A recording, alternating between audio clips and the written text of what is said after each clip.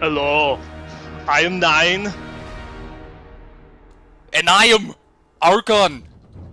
and we are here at Westmarch Workshop, and we are going to pump you up. Yes, tonight's episode, we are going to go through, we're going to give you the news, all of it. Talk about the PAX, talk about the console. If you don't care about the console, we don't care about you. We're also going to go and talk about all the hotfixes and how we are just dead wrong about which one is going to be nerfed first. And then, of course, we're going to go and we're going to talk about which Demon Hunter build is going to be the best. See, I went and screwed it up, but I am in the Archon Arnold voice, so they won't even know. Okay, this is so unfair. You did not tell me you did an amazing Arnold Schwarzenegger impression before we started the show. I'm sorry. I tried my best to keep up with you here, but that was just epic. Uh-huh. So my hat's off to your Arnold there. We shall see. I'm not even. I would do such little justice by going along with this that I can't even keep up. But awesome intro. One for the record books, I think. There we go. Now, if I only didn't screw up the names, which I am, incredibly bad at, as we learned in episode 2. It's okay. I couldn't even remember my name. I was thrown off guard by your Arnold. I was like, wait, I didn't realize we had a guest host, Arnold Schwarzenegger, on the show today. I was not prepared, and then You are and then not I realized prepared. I was pretty much, yeah. Or Moldrin. I thought maybe he had stopped by too. I guess that also works. But yeah, well, welcome to episode 3, everybody. Yeah, maybe I'll start off with my week in gaming here since Neinball needs to rest his Arnold voice because he's already committed to do the entire show in that voice. I'm not sure if you guys. You say so. You'll be done. No, I'm just kidding, of course. But yeah, it was a good week in gaming up until the very end of it. I was having a grand old time. It just seems like right before Westmarch Workshop airs, we always get some crazy hotfix, right? Yeah, unfortunately. Though it's not there yet, so try and abuse it as much as you can. Yeah, we're even on Tuesday today, and we still got the hotfix like an hour before, or we got an announcement of the hotfix an hour before. But yeah, my week I've been saving un-ID'd legendaries this week, so I have not identified a legendary, I guess, in about a week. Because I'm going on vacation tomorrow, I figured to start things off exciting when I get back, we'll identify like 100 legendaries. That'll be fun. Yeah, I think so. I don't think I'm actually going to save 100. Right now I have a stash and a half, so that's like 50, I Are, guess. are you going to go through and ID them one at a time, or are you going to cheat and use the Book of Cain? Well, it would be fun to use the Book of Cain if for no other reason, just to kick off everyone in my clan. Because that will definitely be something. yes, I'm not sure. I'm sure a lot of you guys have realized it, but it seems like lag is ridiculous right now with like clan notifications and friend list notifications. Mm-hmm.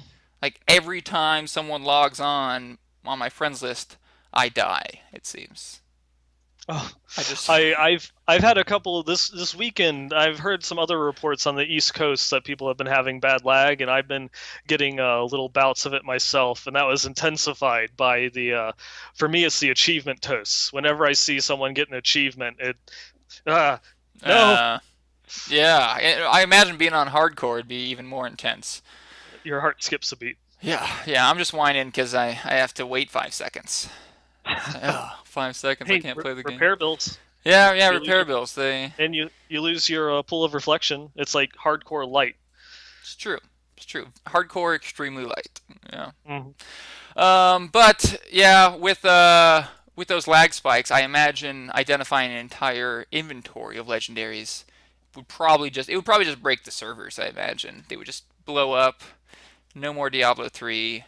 Someone used the Book of Cain on an entire stash of legendaries. Yep. Yeah. But no, it should be fun. I have a Thunder Fury. I have a few Chantotos, which I didn't think Chantotos were that good, but apparently it's like the second most common weapon right now amongst high-end wizards.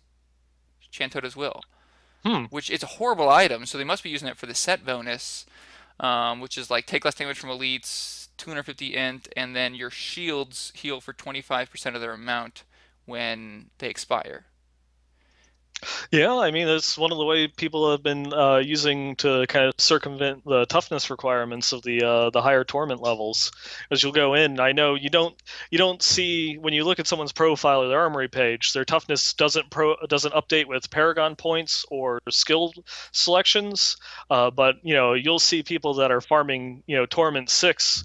Or even on some of my hardcore friends like other demon hunters which are going through and farming Torment 4 and higher that only have like 6 million toughness on their profile sheet. It's not going to be buffed that much by Perfectionist and Boar, you know? Yeah, running hardcore with that much toughness? Yeah, Wow. Yeah, that's pretty hardcore, to say the least. that it is. um, but yeah, I'm still running my Lightning Wizard. I'm just really committed, so who knows how long it'll be before I try something else. I have collected a little bit of arcane gear just by happenstance, not on purpose. I got an SOJ today, and it rolled arcane. Hmm. And I thought about rolling it lightning. It was a little bit of an upgrade if I rolled it lightning. However, if I keep it arcane, I can re-roll the average damage and get crit or crit chance or crit damage, and it would be a really good arcane ring. Hmm. So I think that's what I'm gonna do, and just wait for my lightning SOJ. Yeah, just keep waiting. You have Hmm. that there in the wings waiting for you because it's I guess isn't most of Archon's damage arcane? Yep, it's all arcane. There you What go. what do you do in a situation like that? Would you, if you had a SOJ that rolled the wrong type of elemental damage, would you save it in case you need it for build and make it better, or would you re-roll it for your build? I think it would be determined by the secondary stats, kind of like what you're kind of going with there. Because Yeah. even if you got it over to Lightning, if it doesn't have one of the trifecta stats, then it's going to get replaced anyways. So you might Yeah. as well roll one of those secondaries into one of the good stats in order to use it for a different build. Yeah, that's what I'm thinking. So, thanks for verifying my idea there. I feel a little bit better about my decision. But also, yeah, even though I'm using Lightning, I started using Blizzard in my build. I didn't have enough crowd control, but I didn't want to lose a lot of damage going like mirror image or slow time. Hmm. And Blizzard, even though I'm Lightning, still does a good amount of damage. And I get that CC, and now using Cold Blooded, 10% damage to the group. It felt bad to me because I've up until now I've pretty much only used lightning spells because Hmm. I have like a 60 going on 70% lightning damage. It just feels not worth it to use cold spells, but so far I felt like it's worked out pretty well. Yeah, and I mean that also goes well, like you said, with the cold-blooded. So it just adds additional on to your actual killing blows or your killing spells. So. Yep, true story. And like Nineball was saying with nerfs this week, my shard of hate. My beautiful shard of hate that kills all the things for me. I've known it was bugged for a while, but yes, 1 hour before the show, turns out nerf and shard of hate. No, I should say Yeah. fixing shard of hate, Fixing, but fixing. effectively it will be a nerf. Yeah. So it was pretty much, how you called it in the last episode. Like pretty much to the letter. So what is it that they're changing about it? Yeah, so as I said in the last week's episode, the item says it has a chance to cast a spell of Mephisto's on elemental skill cast. So you cast lightning skill, it casts charge bolt, for example, but it's not a chance, or unless you count 100% as a chance. It casts every single time you cast a spell, and so I think most of us kind of knew it was bugged from the beginning. Some people were Hmm. in deeper denial and we're just like, no, it says chance. It just happens to be 100%. Um, but I think The most of us were in waiting for this. Yeah, in defense of that, I think that there's other ones. It might not be strictly Diablo, but I'm not thinking of anything right now, but there are other ones that say chance, though it's like a 100% proc. Though I might be thinking of WoW. Sorry. No, they're actually, I can't remember what item it is. There's at least one item that actually says a 100% chance, Hmm. which that's just the weirdest one. Like, why would you write a 100% chance instead of this happens? Yeah. But yeah, so they're changing it to what the tooltip says it was. I was kind of hoping they would pull what they did with Cold Blooded back in the day and just come out and be like, "Oh, the tooltip was wrong. It's supposed to say every time." Yeah. But my wishes were not granted. And it's Shard of Hate. I actually found out today is double bugged because the lightning proc on the weapon gets increased damage from plus to lightning damage, which is one of I think two procs that actually do that. So it seems like that's not intended. Hmm. I think they want that proc to be equally good for everyone and not just something for people who have bonuses to that skill. So yeah, my days of Shard of Hate OP-ness are probably gone. But I do have a unidentified Thunder Fury, and if that rolls well enough, then I'll just switch over, I suppose. Yeah, and I mean, once we actually get the proper scalar on the Shard of Hate, it might still be a decent weapon. Though from what I remember you saying, that yours isn't actually, it didn't roll that high of damage to start off with, so it might not be enough to compensate. Yeah, probably not. It barely broke 2,000 damage, so Hmm. not the best weapon. That Yeah, for the legendaries, that is pretty bad. Yeah. So what about you? How was your weekend gaming? For me, let's see. I finally got I stopped being a slacker. I got the Demon Hunter back up to 70, and this will completely ruin all of my Diablo cred, but I finally hit Paragon 100 on hardcore. Yay! Diablo cred Um, gone. No, yeah, I'm only God. like 50, so you're beating Uh-huh. me. But you're like what, 250 on softcore? Yeah, I think I'm like So, 275. It's just so easy to Paragon level right now. yeah, it does. It really comes and flows. But yeah, I mean that was kind of my big accomplishment. And the game was just trying to tell me something after going and talking about the cluster arrow build last week, and that's actually what we're going to be talking about later with the Demon Hunter.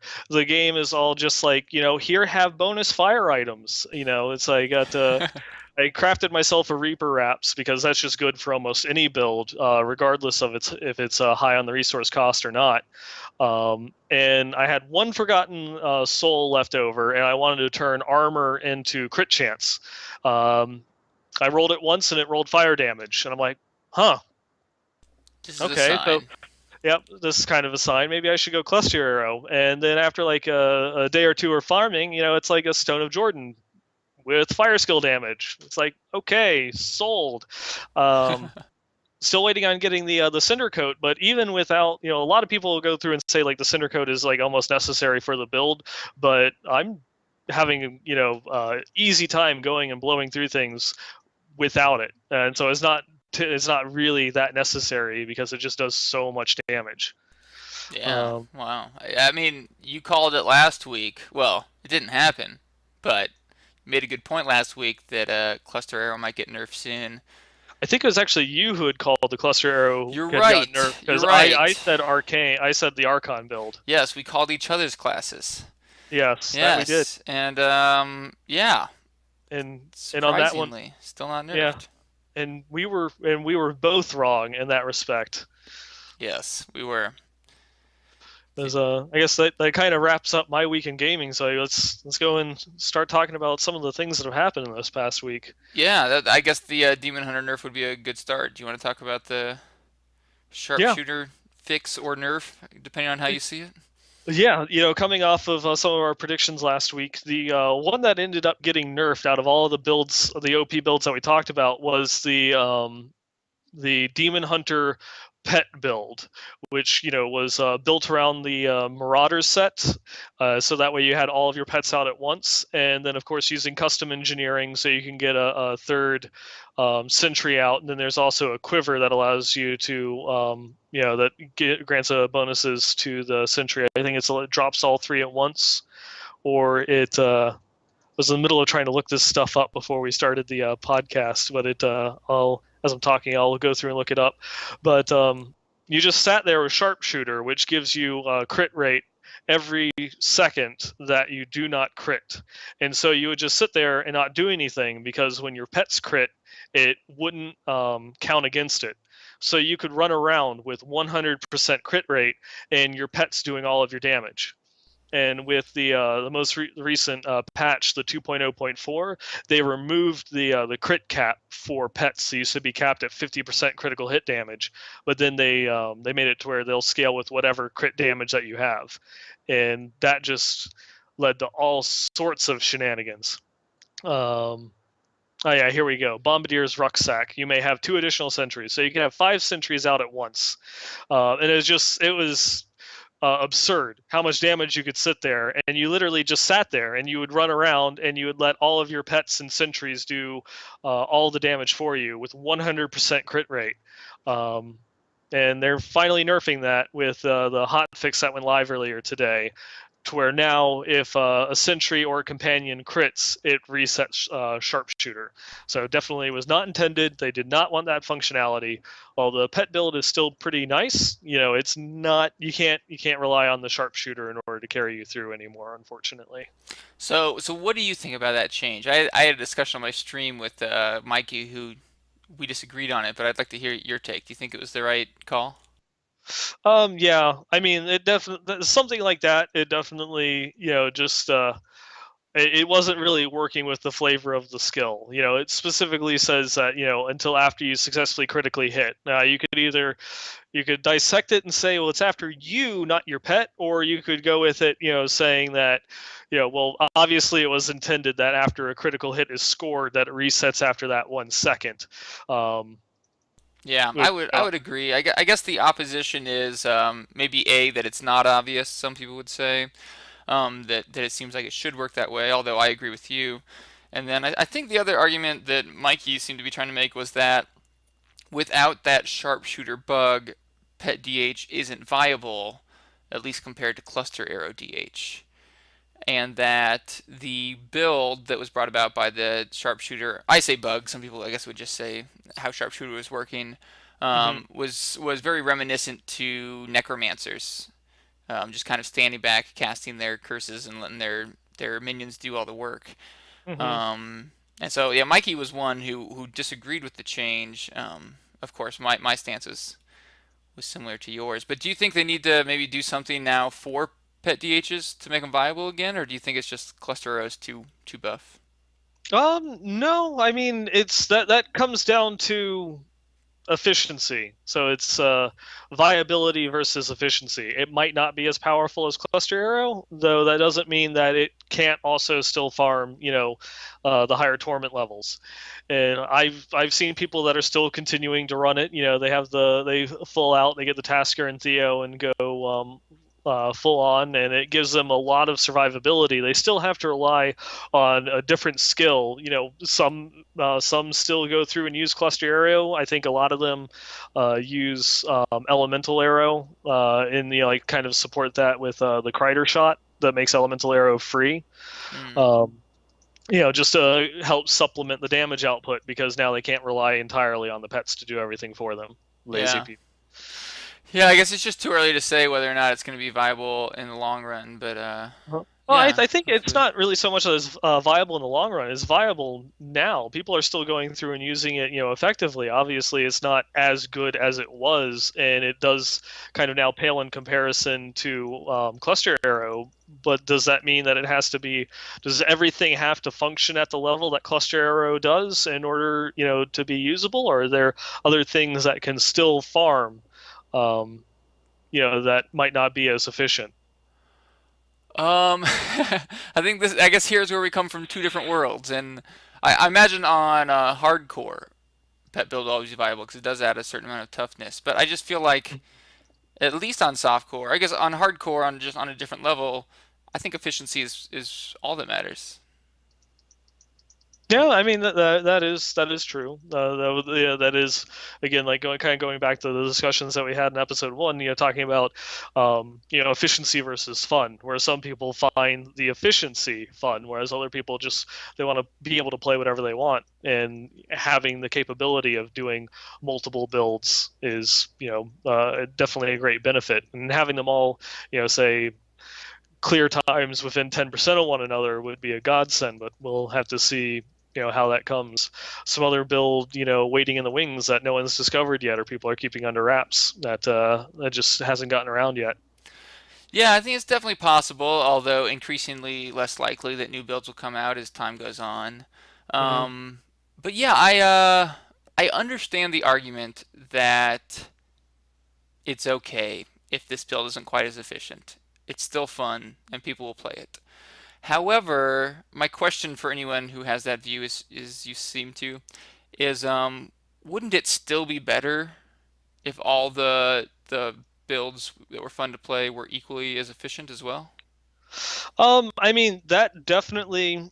Uh, who would say who would answer that question? No, you Correct. know. Yeah. Right. Um, but unfortunately, you kind of have to take into account that that is never going to happen. I mean, any MMO, just WoW in particular, is going to be a great testament of that. Where when MOP, all of the classes are as balanced as they've ever been, and they're usually within somewhere between 4 to 6% of one another.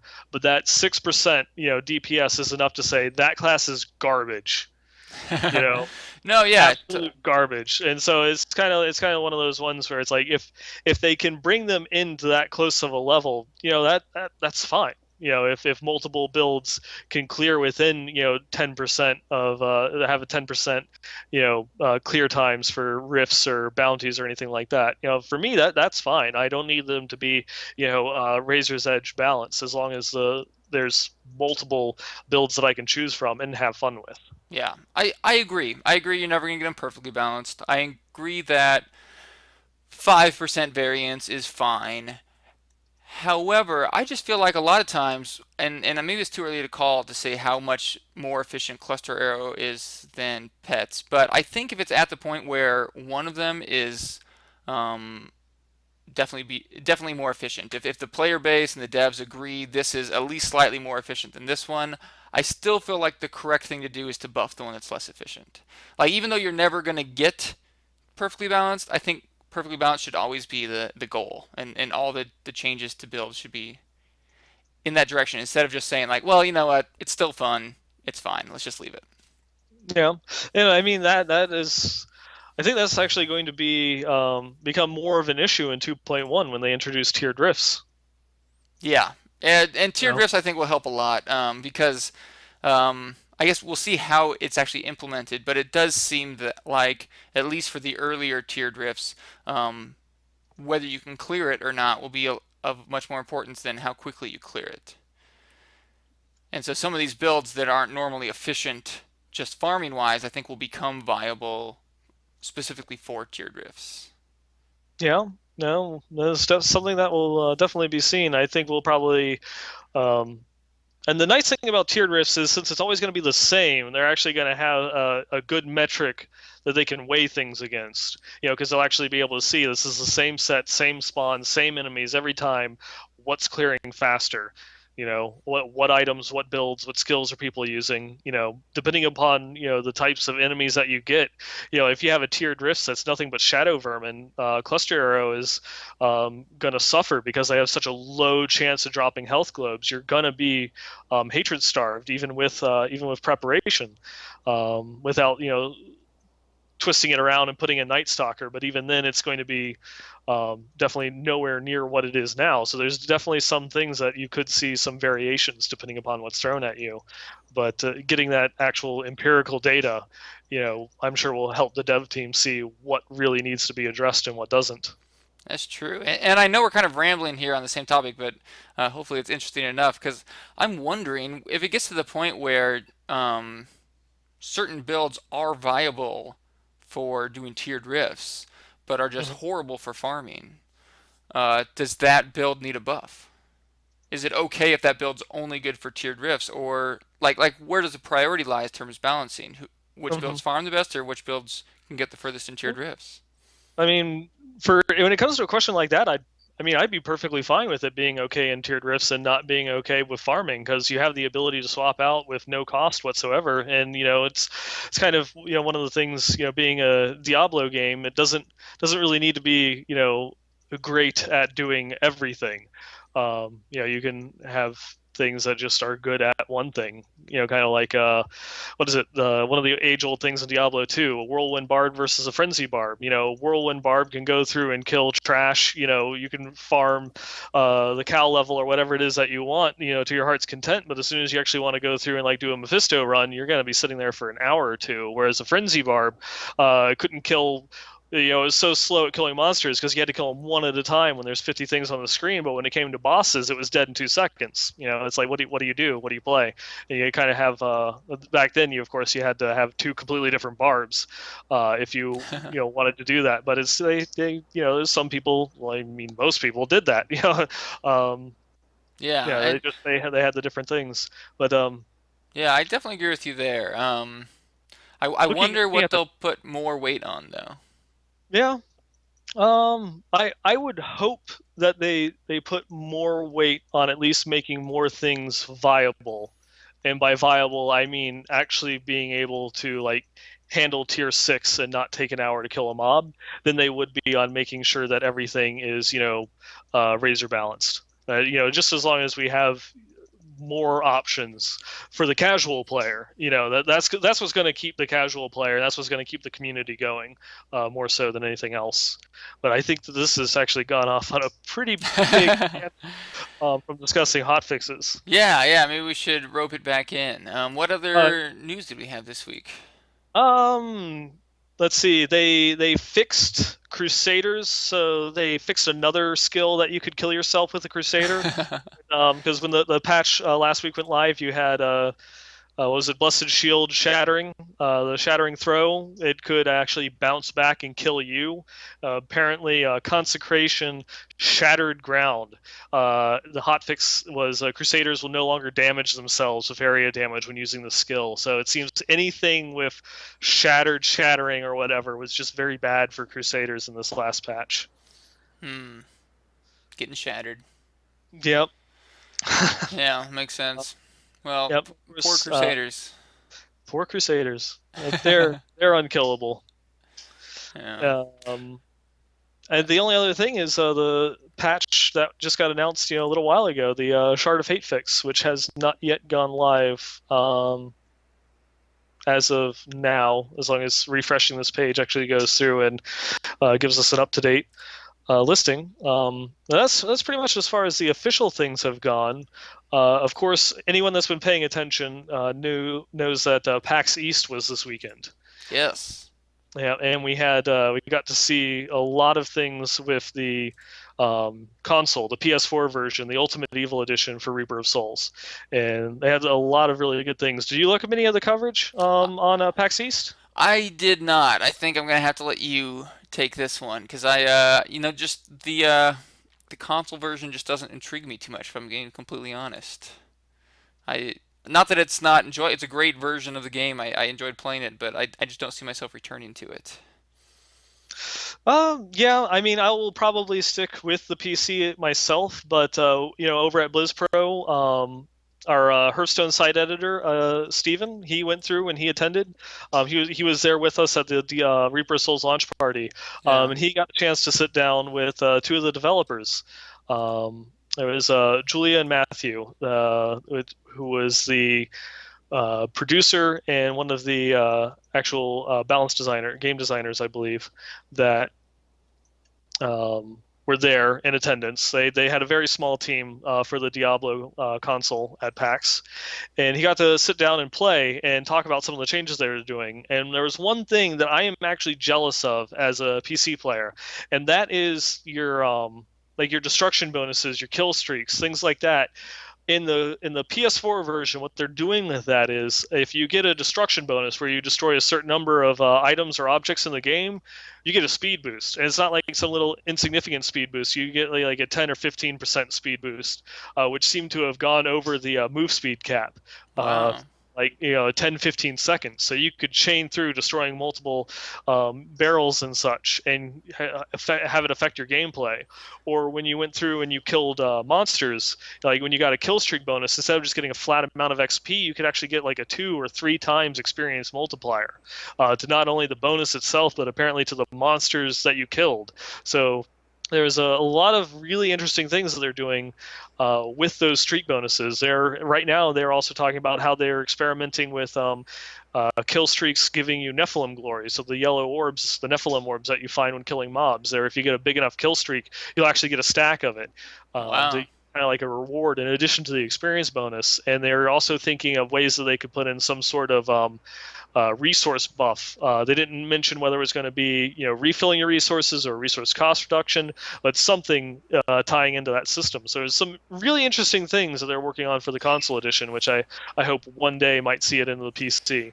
Yeah, well, I guess if history repeats itself, we probably will. I like the arcade feel that they give the console. I think it feels because I guess we can assume that the average console player is probably more casual than the average PC player, right? Oh no, Call of Duty, man. Call of Duty. Well, I guess that no, I should say game. yeah, I should say specifically for Diablo maybe. Uh, oh yeah, that's a casuals game, of course.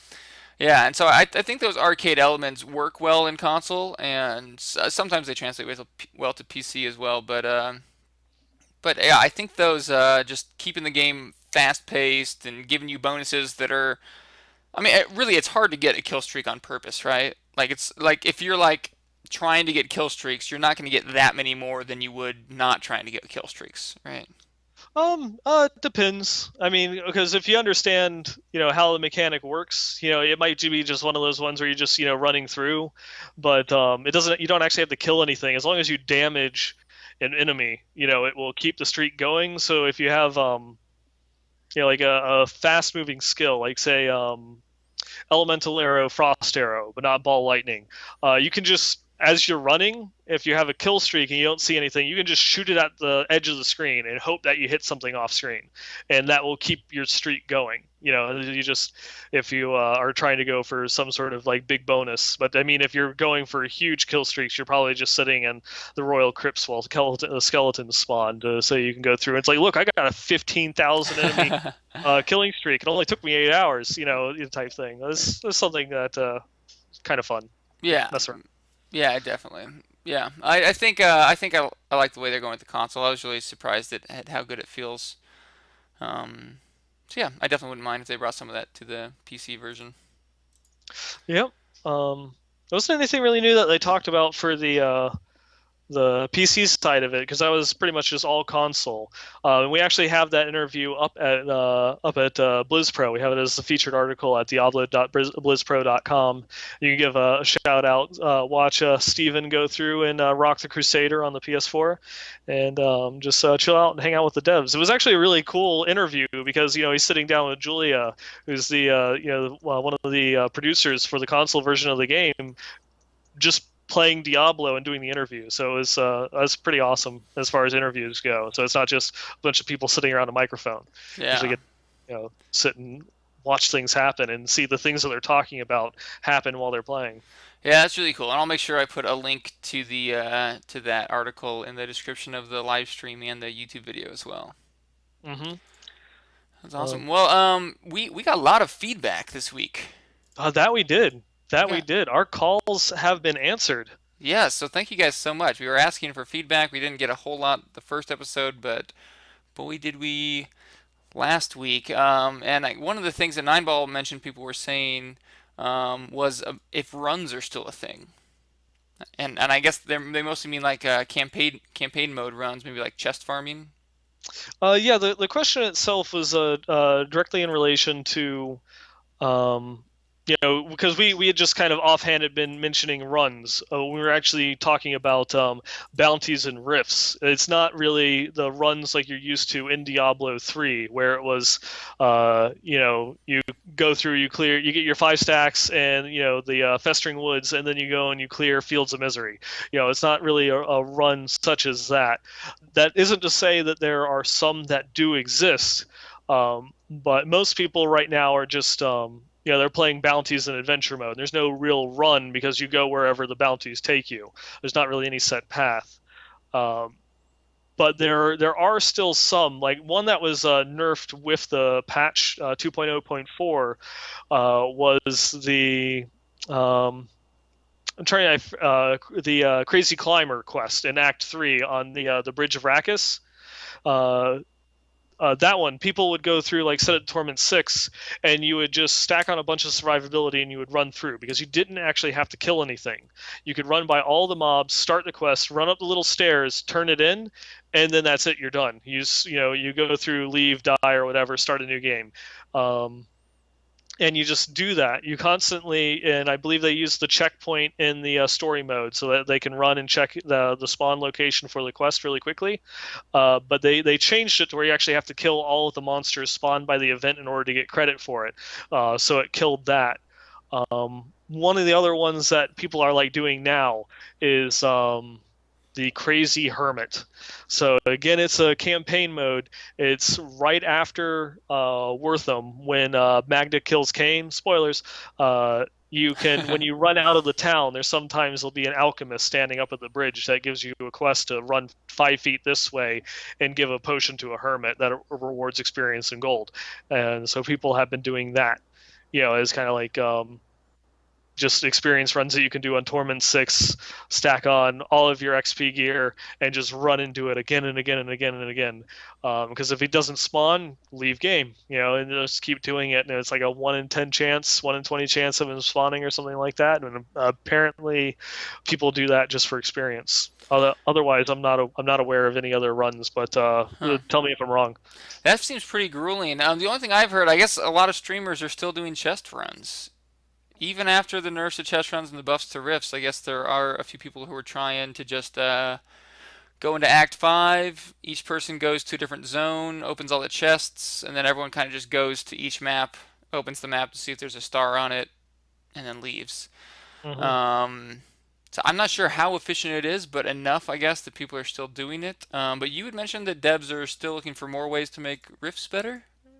Is that accurate? Yeah, there was a recent post there was something on the forums that Lilira went through and chimed in on. That was basically just asking people more feedback on riffs.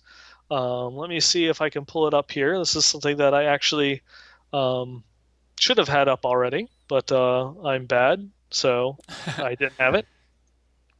All right. I have nothing Yep. in front of me, so you're one step above me. All right. So here we go. Yeah, she just wanted to go through and jump in and ask, a couple questions to the community that, like, say, after you killed the Rift boss, would you still prefer to finish clearing out the rest of the Rift before you're able to collect your rewards? Or are you fine with the current system where, you kill the boss and then that's it? You leave, close the Rift, and start a new one. And then also if they feel as um, if they feel that there's a good balance between playing rifts and everything that's not a rift. That's kind of like open. Are you okay with rifts being the absolute best way of getting legendaries and farming for items? Would you prefer something else that might vary it up a little bit? Do you not care that they both be balanced? And then the final question was closing rifts in a group. In case you didn't have a chance to fully clear out everything, the boss is dead, but you still wanted to clear more, or you still have stuff on the ground, but someone in your group, clicks to close the rift. Is that something that personally affects you? Do you view that in negative light, or there's any changes that you'd want? That you would like to see. There's definitely something that they're still really focusing in on rifts, and as we mentioned earlier in 2.1, one of the big things is going to be tiered rifts. So I hope that you really like rifts, because that's that's what the future is going at right now, unless they come up with some other things. But yeah, rift. Rift, rift, rift, rift, rift. I don't see another option to rifts being the best way to farm right now. It just seems like if they try to balance it so that...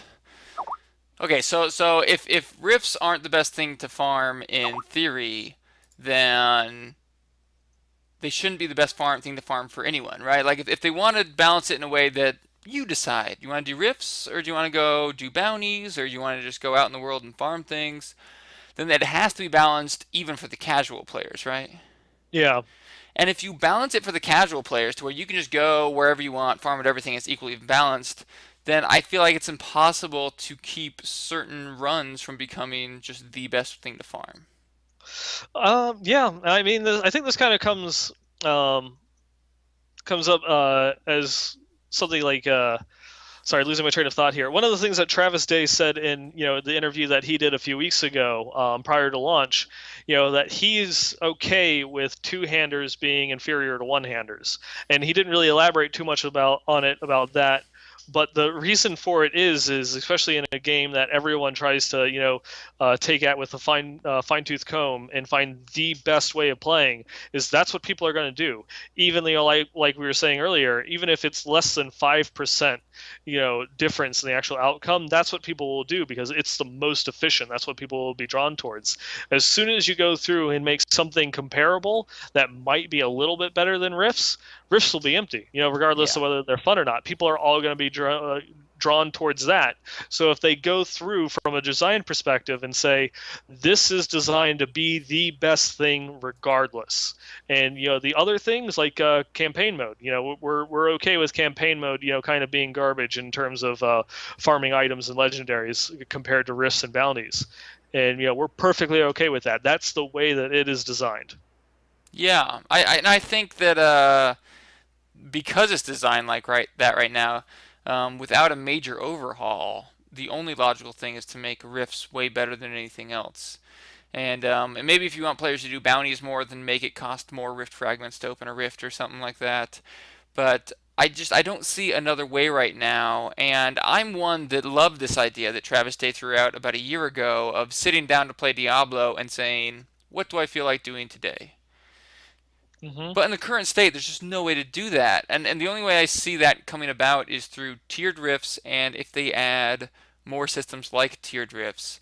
My worry, of course, with that is if they give you rewards for doing those endgame systems like tiered rifts, it could get to the point where that's the only thing people do. And if they don't give rewards, then it seems like over time they might seem kind of pointless. Yeah, I mean that could go back into the way that they do the Ubers, and kind of is hinted at. We don't really have too many details about the tiered rifts that like with the tiered rifts, it might be that you have to farm bounties and you have a chance at getting the key, in order to do a tiered rift, and then once you clear that first tier, then you get the key for the second one, so on and so forth. But if they make it something that's kind of gated, where you have to go and you have to farm parts to open up a key or to open up, the Ubers or something like that, that, kind of puts you into the different aspects of gameplay in order to do other parts of gameplay. That might be something that the developers could toy with a little bit, but that also means that it's like, I only want to play to do this. Why are you forcing me to do that? Yeah, yeah. And I think it was actually there's already someone Hobbs, no, not Hobbs. Where is it? No, sorry, reading the wrong name there. Iramu in chat there is going through and talking about that he thinks that rifts should cost less. He doesn't want to. He doesn't want to do bounties. He just wants to do rifts. Why are the two connected? You know. Yeah, well, I guess the problem, and it's a good point to make, and maybe a reason why we need a major overhaul eventually, is that if rifts aren't, like we said already, if rifts aren't the most efficient way to play, then some other really dumb way is going to end up being the way to play, just the way the things are set up right now. Hmm. Um, and if rifts cost less fragments, let's say they cost one fragment to open a rift, then players just really wouldn't do bounties. I mean, even the players that enjoyed bounties, if they cared even substantially about efficiency, are going to farm nothing but rifts. And I guess that's really at the core of what causes this kind of problem is players want to feel like they're being efficient. At least most players, and some care more than others. But as long as players are aware of what's most efficient and are trying to play efficiently, then the devs have to work with that. Have to find some way where doing what is most fun is also at least close to equal in maximum efficiency. Yeah. It's definitely something that I'm not really envious that they're having to wrestle with that particular type of problem because that's how do you solve something like that, which the game MMO, ARPG community has been going with for ever. They've not really found a really good solution for it because as time has progressed, people care even more about efficiency than they did the prior year. It's true. It's true. I think they've done an okay job with World of Warcraft, but I know a lot of people would disagree with me. I know, I know a lot of people in World of Warcraft feel obligated to do everything, even the stuff Hmm. they dislike. But yeah, I guess we've been rambling on that enough. Yeah. I guess going back into some more of our feedback, we also what is it? We had some questions about sources for blacksmithing patterns. Um, Unfortunately, they're just blacksmithing patterns are all just random drops. You just there's no real way to farm them per se. You just kind of go out and kill things, and they drop. Though there are for all of the patterns, the level 70 patterns, there are specific items that are required in order to go through and farm them. And if you go and you look up what those things, like say the Reaper's Wraps, a very popular one. Almost everyone gets them because they're very high drop chance off of Malthael when you kill them in campaign mode. Is the Reaper's Fear, which has a chance of dropping from Malthael himself. So I mean, items like that, you can go through and target farm once you have the pattern. And just one thing to keep an eye out for is there is sometimes, I believe, I know that he spawns in the Northern Highlands in Act 1 when you're doing adventure mode, though I've heard some stories that he's spawned in like Dolgur Oasis and other areas of the game. There's a little boy. He won't appear on your map as a vendor, but you'll just see him standing out in the middle of the wild, and he will sell one blacksmithing pattern that you do not yet own. Oh, Yeah, but he's very rare, doesn't spawn all the time, and he could spawn in a random zone in the game. It's like no real way of knowing. They're the only ones that I've actually seen since the patch has gone live, in the same way that he functioned in beta, was only in the Northern Highlands. But if anyone has a screenshot that they could provide that shows that he does spawn elsewhere, that'd be something to go through and prove that he can spawn in other places. And he'll only sell one, so you can't invite other people into your game to go and buy that same pattern. It's just his first one to purchase it gets it. oh. Yeah, that's a pretty cool idea. I wish they'd do more little hidden secrets like that. That's pretty fun, I think. Yep. Um, Yeah. we also had some questions on thoughts about like the lore and ending of Reaper of Souls, where the game might be going. Since we're already kind of running long on this episode, we won't get into that. But it's definitely something anyone that has listened or read some of the stuff that I've done in the past, you know that I am a big lore and story fan. So that's definitely something that I would like to get into and start talking about maybe a little bit down the road when we get the timings and such worked out a little bit better. Um, and then, of course, there's just some suggestions I also saw for making sure that we put the builds up on the screen. And there's also another one. I don't know how you feel about this, considering it's only our second episode that got this suggestion. But talking about getting a third host or talking about special guests. Yeah, that's definitely something to talk about. Probably not something that we'll figure out during the stream, but yeah, I think we'll at least occasionally have a third person on, assuming that we can get an overlay for it. I don't think there's any objections to that. I think whether or not we'd have a third co-host permanently would probably be just a matter of seeing how it goes when we bring on a guest, I would Hmm. imagine. But actually, the feedback that I really liked, and if you're cool with it, I say we just start this, was the item of the week idea. Yeah, that one was definitely good.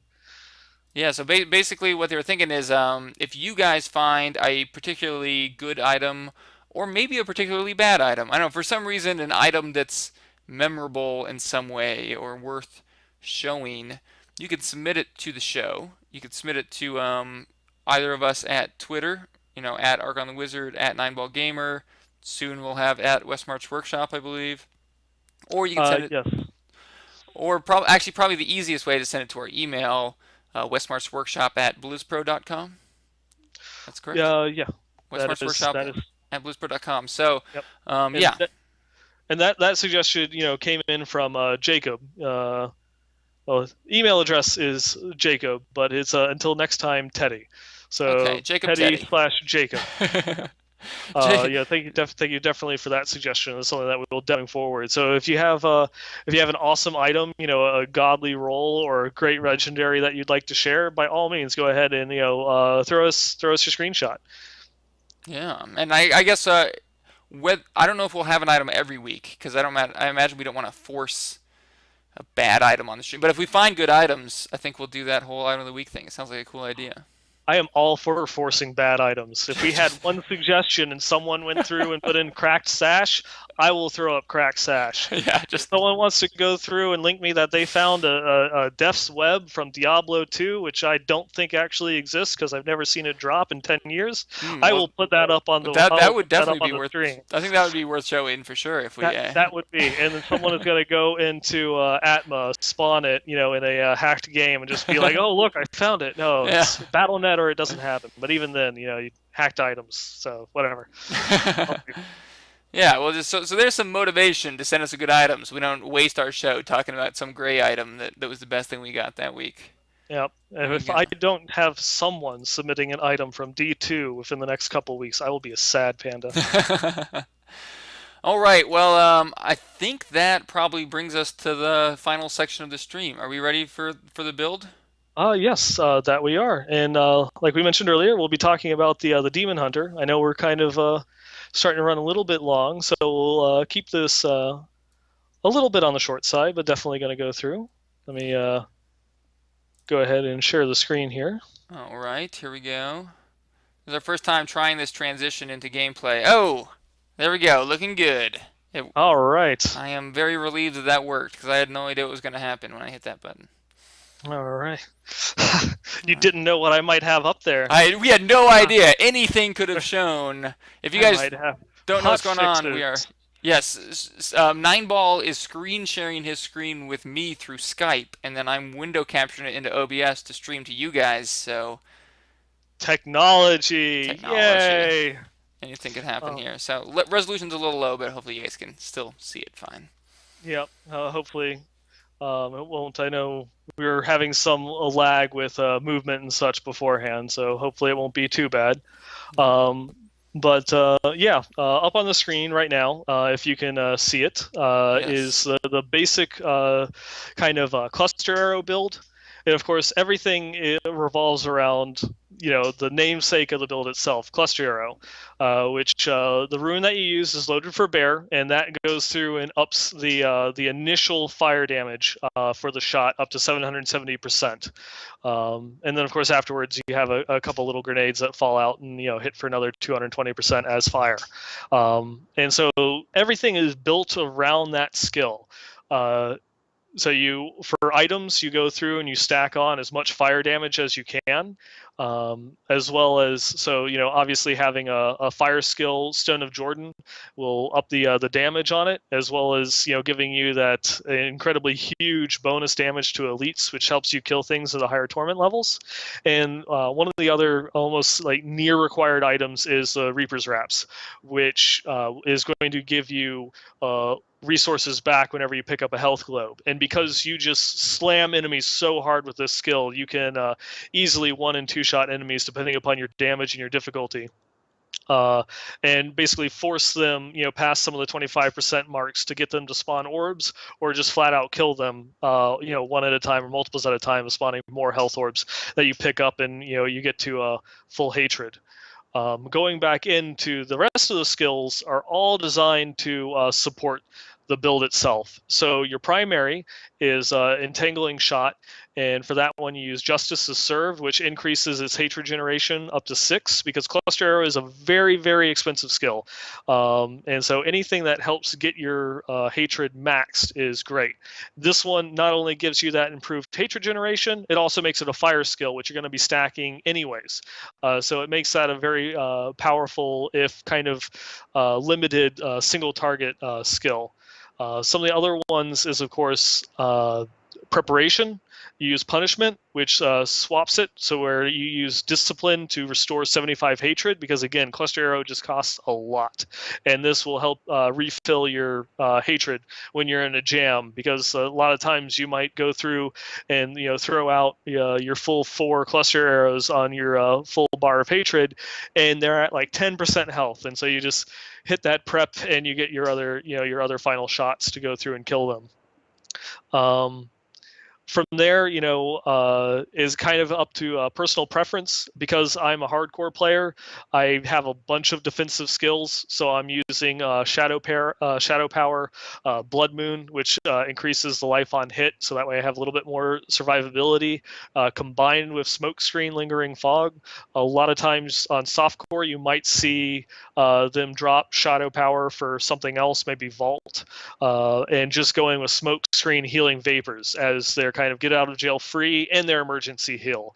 But on hardcore, there's certain situations where you need one or the other. And then, most softcore builds, you're going to be using Companion Wolf for the damage bonus. On hardcore, since, of course, I've just recently rebuilt the Demon Hunter, my survivability is still a little bit on the low side. So I'm still using Companion Boar, just so that way I have a little bit of a safety net. But there are still others that will actually go through and use Bat, which gives you the 1 hatred per second, because, again, expensive skill. The entire build revolves around getting as much hatred in as you possibly can. Going back into the passives, the only real mandatory one is Blood Vengeance. Increases your maximum hatred, so that way when you fully unload at the beginning, you can get like that 1 extra shot depending upon how many Paragon points you're putting into your increased hatred. Ambush, which you deal 40% additional damage when enemies are above 75% health. Because this has the potential to knock half their health out in one go, Ambush is incredibly powerful because you're just loading so much into that first shot. And when it crits, things die. Archery, kind of just mandatory for almost all Demon Hunter builds. Again, I'm using Perfectionist because I am hardcore. At that point, a lot of people will use steady aim. Some people will use sharpshooter just because they are running around and they're one-shotting everything. It's going to be a couple seconds in between every single one of their packs. It kind of, your mileage will vary on the remaining one. If you don't have a lot of discipline to start off with, you might, and you're just starting off, this is more of a softcore build, you might want to use Night Stalker. Because with me on hardcore, I've got 71 discipline because you just need that in order to survive, especially if I'm not running Night Stalker. I need a large pool of discipline so that way I can use preparation as well as Shadow Power or Smokescreen multiple times in case I need to. So those ones, your mileage will vary. The real big ones, of course, is Cluster Arrow. Entangling Shot is one of your better ones, and Preparation Punishment along with Blood Vengeance are kind of your real mandatory skills. Everything else from there is either something that every Demon Hunter is using regardless of your build, or is a little bit of personal preference. Whether you're playing hardcore, obviously you're going to use up a lot of those slots with survivability. If you're playing softcore, you can use a lot of that in order to further increase your DPS even more, which if your damage is high enough, you can one-shot the enemies before they get to you. Hey, what about Paragon points? Do you have recommendations for this build? Yeah, for Paragon points, pretty much for myself, I'm putting points into critical hit damage. I've got 50% crit chance already. I could up that a little bit more because that first crit with the ambush bonus on it is just really mission critical. So I've kind of been going back and forth. Because I'm like 50% crit, getting that little bit extra crit chance, I don't notice any difference, whereas I definitely notice the difference with the 25% crit damage. If your defensive skills, pretty much always put your points into resist or armor, even if your life percentage gives you more toughness, because that doesn't actually increase your survivability.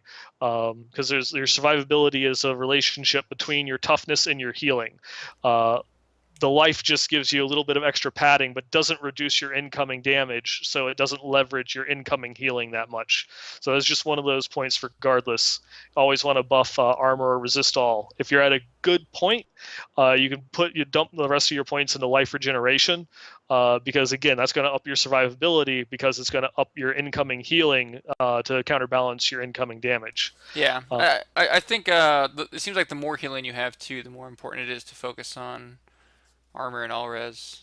Yeah, those two numbers are the most important. A lot of people will go through, and a lot of people, especially unfortunately with hardcore, they see the items with life percentage and vitality as the biggest toughness increase, and they go for it, and they still die. The reason is because they don't have enough healing to compensate for the amount of damage that they're actually taking. The toughness is just how quickly you go from 100% to 0, but you're not just going on a straight drop. You have healing that helps you pick that back up. The resistant armor really is going to what helps leverage you there. For utility, for hardcore, life on hit, softcore, resource cost reduction. Unless you're confident, and if you're a hardcore character, then put it a resource cost reduction because, again, very expensive skill. Every point that you can shave off its cost lets you get closer to casting another one. And then, of course, what I'm saving for last is the core points. I still feel that having max movement speed is going to be your greatest benefit for your clear times, whether they're rifts or running bounties. So always having that maxed is pretty much your first priority. So if you don't have 25% movement skill benefit from items, which if you're past Paragon level 200, you should be re-rolling all of those stats anyways because they're horrible when you weight them against other items. Once you have max movement speed, then dump all of your points into maximum hatred. Some people will have personal preference. They don't care about their movement speed. And they want to pump everything into maximum hatred just so they can get those extra shots off. But there's one thing that you do regardless of what it is when you're playing the game, and that is you're moving. And moving 25% faster is going to make your games 25% faster as you run through everything. So that's pretty much my recommendations for the Paragon point expenditures. Yeah, that's pretty nice rundown of the cluster build. I definitely learned a lot there. I haven't played DH since Reaper. Yeah, and then of course one of the other big ones which I do not yet have, and a lot of people say is necessary, but I've been having a lot of luck with this build without, is of course the Cinder Coat. If you get a Dex Cinder Coat, you should play a Demon Hunter. I don't know what else to say. I have a Dex Cinder Coat right now. There you go. Wizard. Start leveling your Demon Hunter, man.